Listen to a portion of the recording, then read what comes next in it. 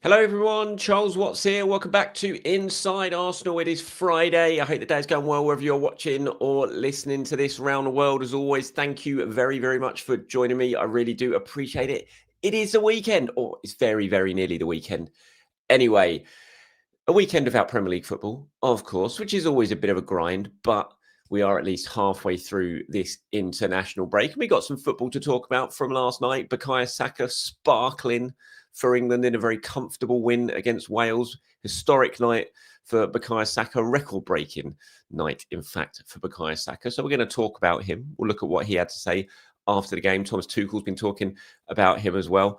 So we'll look at that. We'll look at what's to come. It's a busy day in terms of Arsenal players in international football today as well to keep us all entertained. We'll talk about Gabriel Martinelli, who was named Player of the Month yesterday, which is rich reward for him for an impressive start to the season. So we're going to talk about him and his form and how he sort of maybe turned things around a little bit in the last few weeks as well. Got some reaction from you guys, especially on Jakub Kivior's comments that he said yesterday. So plenty for us to get stuck into. Also, I do believe this isn't 100% set in stone, but I do believe I'm going to be sitting down with James Benge a little bit later on today to record Inside Arsenal Extra Time. He's been away this week. He's been enjoying the food and the sights of Sicily, but he is back, or he's coming back today, and the plan is for us to sit down later on this afternoon and do an episode.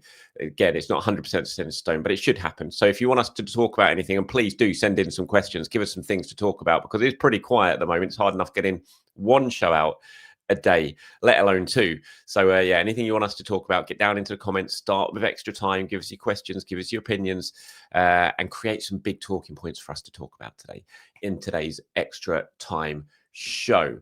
Right, let's talk about this man. If you're watching on YouTube, you can see Bukayo Saka doing what Bukayo Saka does for England last night and for Arsenal. Of course, you knew what was going to happen as soon as that ball got worked out towards him over on the right-hand side, and he got it on his left foot and he squared the fullback up. You knew what he was going to do. You knew what he was going to try, and you thought he's probably going to execute it.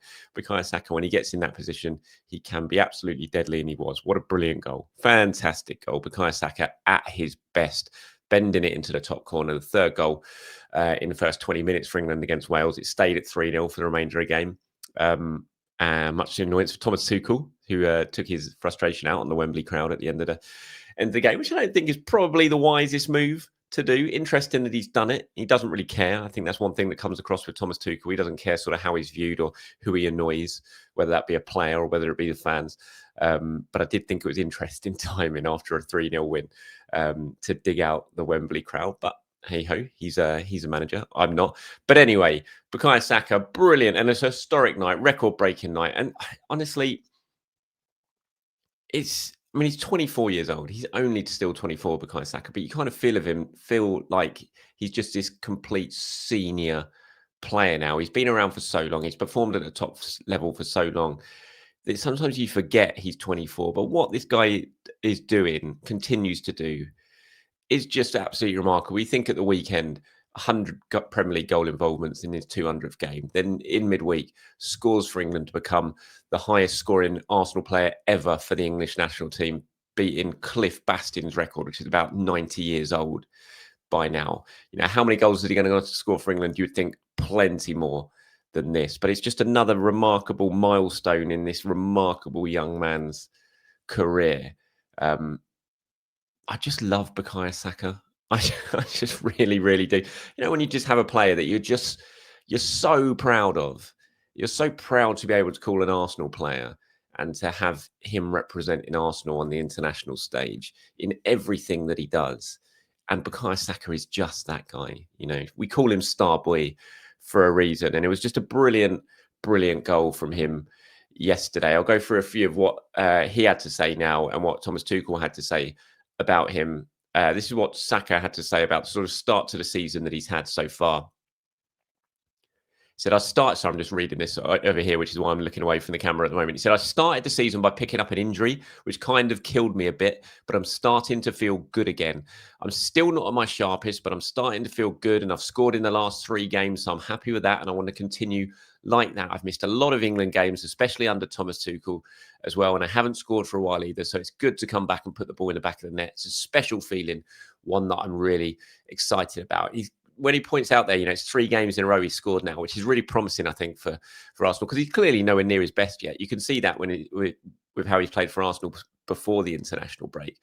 But he is making a difference. He came on, scored against Olympiacos, scored the penalty, obviously, against West Ham at the weekend, and he scored this, classic quality Bukayo Saka goal for England. You can just see he is beginning to get back to that match sharpness, that quality that we all come to expect from Bukayo Saka, and that can only be a good thing for Arsenal once he does come back after this international break. Thomas Tuchel was quite interesting afterwards when he was talking and asked about Bukayo Saka, and this is classic sort of Tuchel, I think, because look, Saka's one of the first names on the England team sheet. There's probably about, I don't know, when you look at the England team now, for about 4 or 5 players who are nailed on if they're fit to be starting at the World Cup.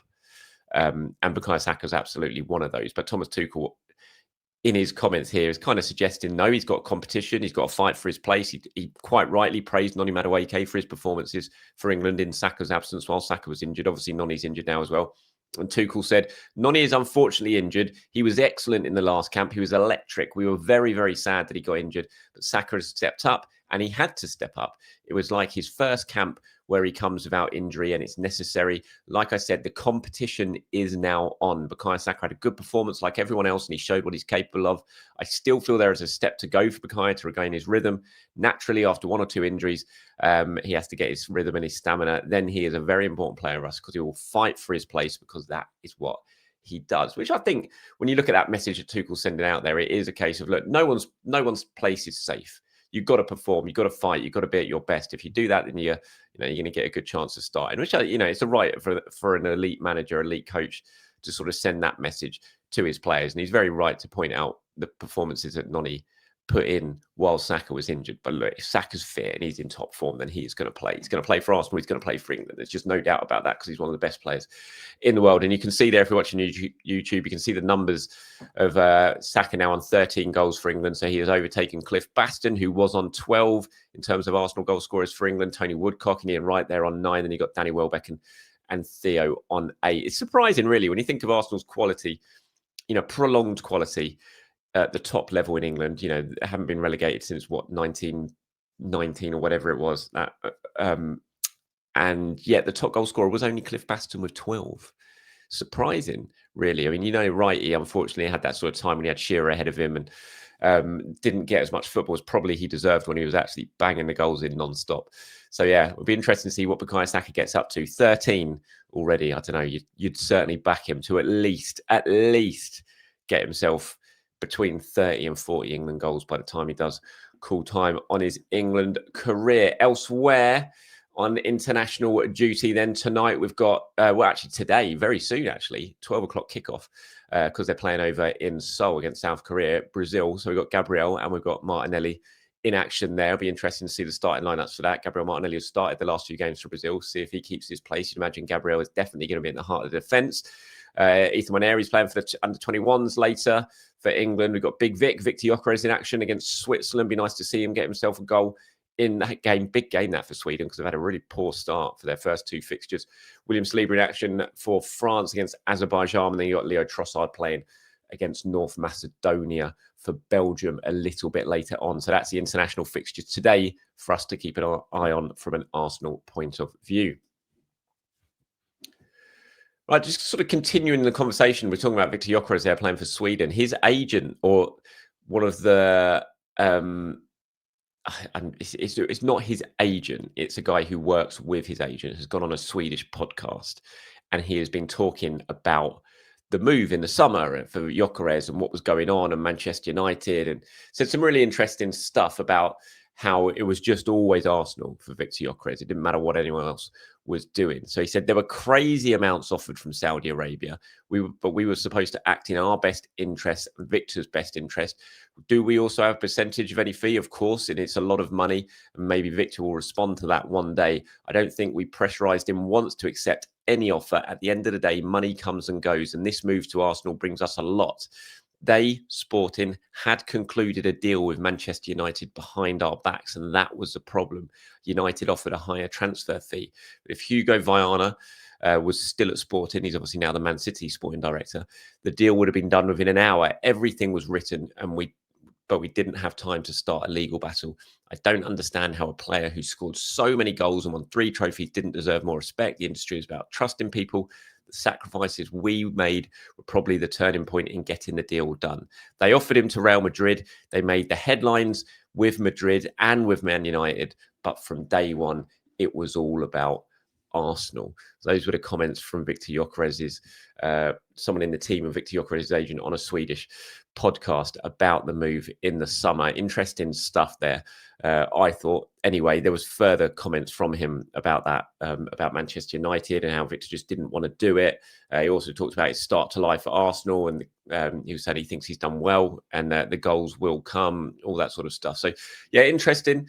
I thought, like I said, it'd be good to see Victor score for Sweden today. I've said it before on this show this week when we were talking about Gyokeres and his form and some of what people have been saying about him. I don't look at him as a player who's lacking confidence in front of goal, and that's why I said after the penalty and the whole furore over that I didn't feel like it was like that penalty would make a difference really to Victor Gyokeres' mindset, because he doesn't look like he's struggling confidence wise.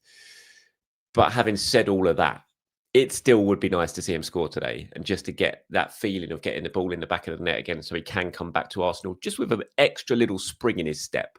It would be nice.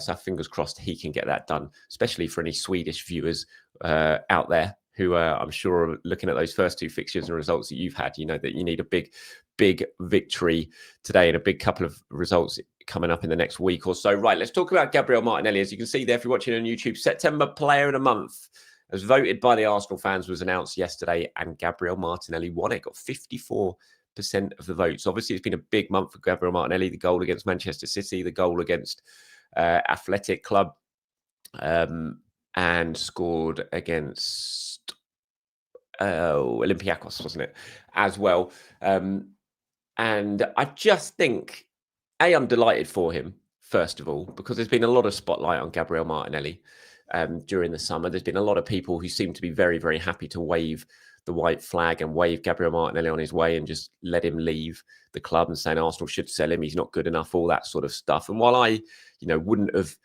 if a really good offer had come in for Gabriel Martinelli in the summer and Arsenal had accepted it, I think it wouldn't have been the wrong decision from Arsenal, in my view. But I absolutely didn't just want to sort of just get him out of the club by any means. I always felt like there was a really useful player there, and he's shown that so far this season. And I think he deserves an awful lot of credit, because he's not stupid. He's not oblivious to what people are saying. He would have felt it. He would have seen it.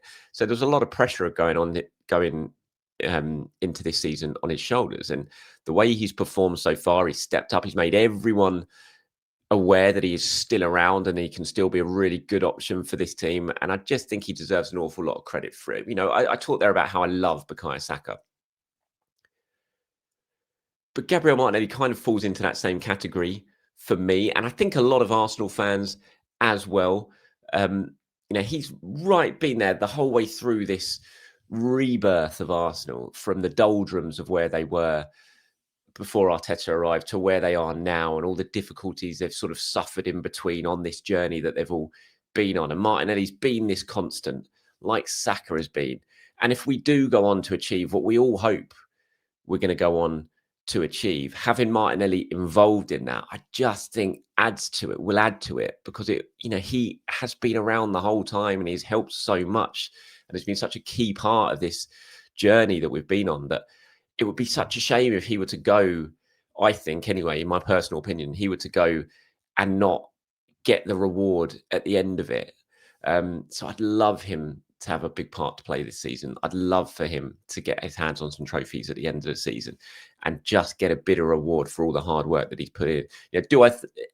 Would I be absolutely devastated again next summer if a good offer comes in for Gabriel Martinelli and Arsenal decide to part ways? No, I wouldn't, because I, again, would feel like it might well be the right decision depending on the price tag.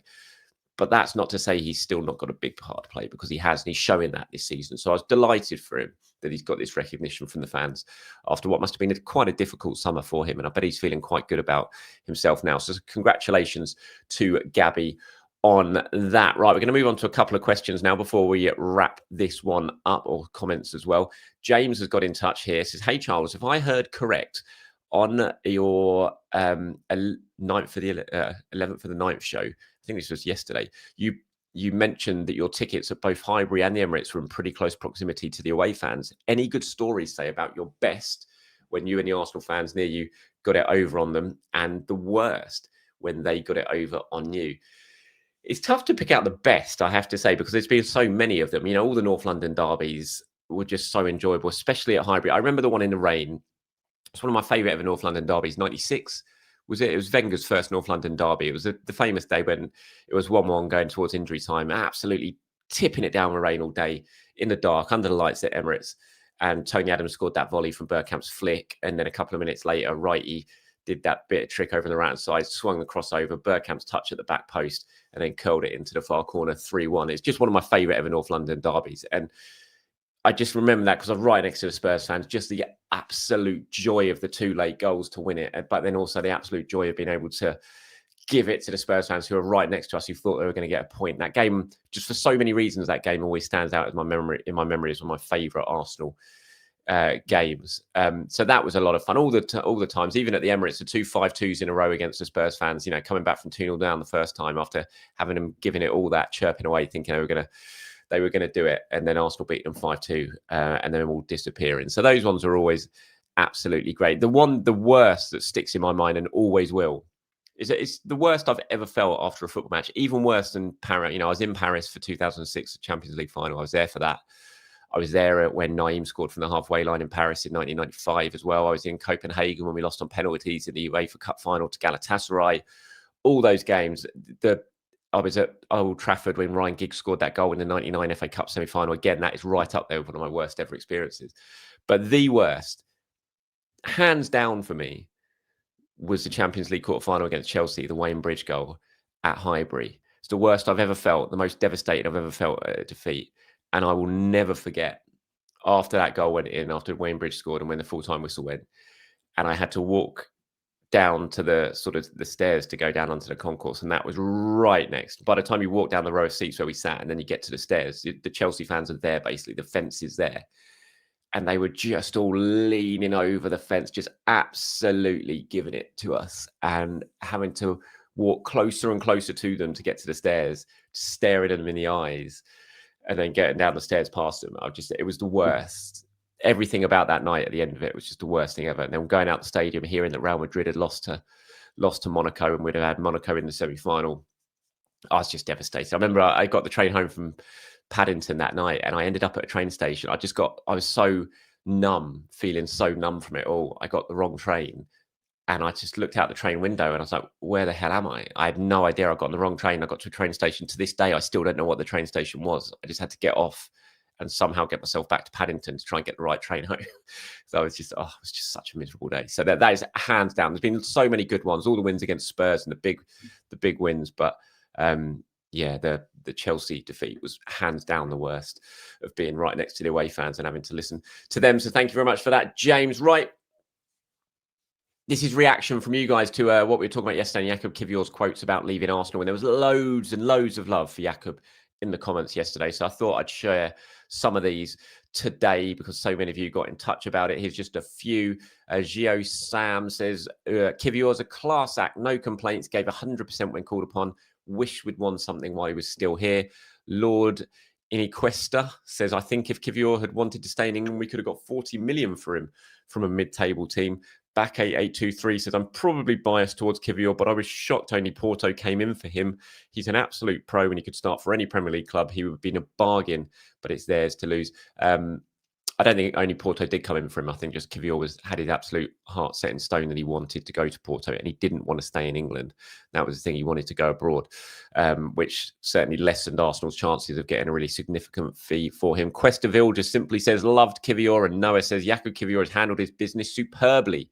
And I wish him great success, especially against Mourinho and against Lisbon. I think we'll all share those best wishes for Jakub Kiwior. Like I said, there was loads of love for Jakub in the comments yesterday. So just wanted to share some of them right there, so you can all have a look and enjoy what the viewers have had to say about him. And that is it from me this Friday. Everyone, enjoy the football later if you're watching it. Good luck to any of you if your countries are involved in the games later. Thanks for watching. Thanks for listening. I'll be back tomorrow to do it all over again. Hopefully, I'll be back a little bit later to do it all over again with James Benge as well in extra time. Until then, have a good one. Speak to you soon, everyone. Bye-bye.